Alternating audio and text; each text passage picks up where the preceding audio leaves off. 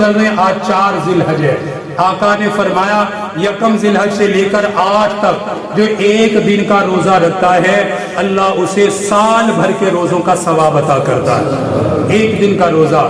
پھر فرمایا جو 9 ذی الحج کا روزہ رکھتا ہے ایک روزے کی برکت سے اللہ 1 سال پچھلے اور 1 سال کے بعد کے گناہ معاف کر دیتا ہے۔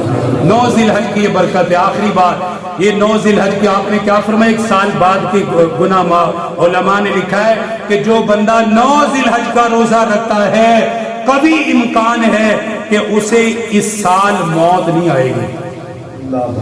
یہ بھی عجیب نکتہ ہے، اسے اس سال موت کیوں؟